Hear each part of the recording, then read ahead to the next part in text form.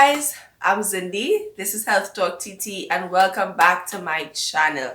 Guys, I know I missed last week. I really do apologize. It's a bit under the weather, but I'm back at it today. And on this episode, I want to talk to you for those of you who don't smoke and think that you're not in danger of cigarette smoke.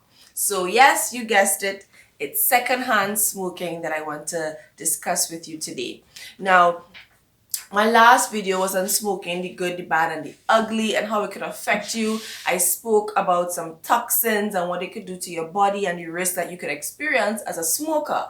So I know the vast majority out there probably thinking, well, I don't smoke. I only smoke once in my life, or this is not my problem, but good information. But I'm here to tell you today that although you may not smoke, if you are in the company of persons who do smoke or you are constantly inhaling cigarette smoke, you too, ma'am, sir, you too can be at risk. So let me share some very startling information with you. 2.5 million people dead as a result of what? Secondhand smoking. Not persons who actively put the cigarette into their mouth, but according to the CDC, since 1964 until today, 2.5 million persons. Now, generally, when we think about smoking, the only disease state that we associate with it is lung cancer, and we may not generally be aware that it's beyond lung cancer. So I'm here to share some information with you, right? So when you think about secondhand smoking, what exactly do you think of? So there are two types of secondhand smoke that someone can inhale. One is called side stream, and this is where, say you're walking down High Street and you pass somebody, they're not actively smoking, but the cigarette in their hand on their side. That, the fumes coming out there, you inhaling that is called side stream secondhand smoking. Mainstream would be if the person is actively smoking, puffing the cigarette, and as they exhale, you inhale. You know, sometimes you're walking on the street, you're behind somebody, the side of someone, and they are exhaling from their cigarette, and you don't know, so you're breathing like normal, and you inhale that big gasp of cigarette smoke. That'll be your mainstream secondhand smoking. And probably a one-off time, may not be extremely dangerous, but consistently being exposed to that kind of cigarette smoke could really cause harm. So you might be thinking at this point, okay, but to what extent? How much harm? That's why I'm here. I'm going to tell you. So let's talk about, I always have my notes. Let's talk about the exposure time. Now, in 5 minutes of being exposed to cigarette smoking, and it's ridiculous that in a short time, this much harm could happen to your body. But in 5 minutes of being exposed, your aorta begins to harden. What is your aorta? It's the blood vessel known as the artery that takes blood away from your heart to the rest of your body. You need that artery to work properly. You don't need it hard and stiff. But within 5 minutes of exposure to cigarette smoke, it could begin to harden. So what happens, say 20 to 30 minutes after?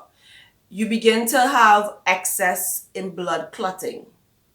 Now, in doing the research for this week's episode, it really did open up my eye to the extent of danger. So generally, you know that there is danger, but if you dig deep, you understand the extent of it. After about 2 hours of exposure, you have an increased risk of irregular heart rate. And this is all from you being not a smoker, but you have been exposed to smokers and smoking and cigarettes. Now, the toxins, as I discussed last week, I spoke about 3 of the main most common toxins. And the toxins from cigarette smoke could actually stay in the atmosphere for about 4 hours. That's why when somebody smokes outside and they walk around and they then come into the pharmacy to speak to me, I could tell that they're smokers because you smell it. And what research has shown is that the toxins, not necessarily the scent, but the toxins could stay within the air, the atmosphere for up to 4 hours. That is a long time. Now, there are groups of persons who are most at risk.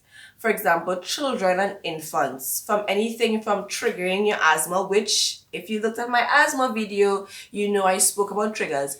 Anything from triggering an asthma attack to causing a sudden infant death syndrome, which is known as SIDS. And new mummies would definitely know about that.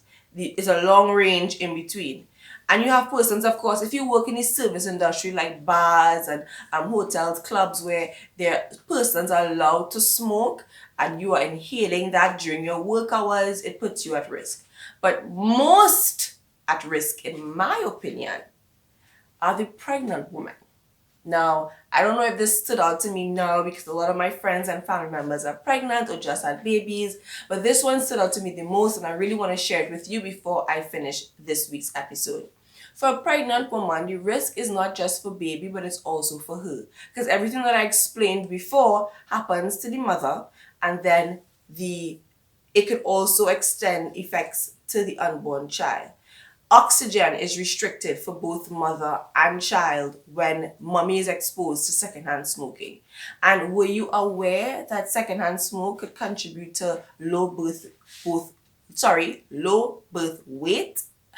Try saying that fast. You'll get tired too. In a baby or a premature birth. And that because, mothers try their very best generally to make sure that their babies are the healthiest. So you go into a doctor's visit and they will ask you, do you drink or smoke? And you say, no, I wouldn't do that. I'm pregnant. But then you don't also consider that I may not smoke, but my relatives who come to visit me all the time to check up on me, they smoke. And I'm exposed to that cigarette smoke. But I'm hoping that after today's episode, with the information that I've just shared, you can be more aware about making healthy decisions for you and your unborn child. Alright guys, thank you so much for joining me today. Today's video was much shorter than week before video, but I hope that the information is sufficient to get you open up your eyes, to get you more aware about the dangers of secondhand smoking and to make better choices for your own health. If you are not subscribed to this channel, I really do not know what you're waiting on. Please do. And if you don't have on your notification bell, how would you know when I post new videos? So like, share, subscribe, put on the notification button, and I will see you here again next week. I've just given you the building blocks. Go build a better you.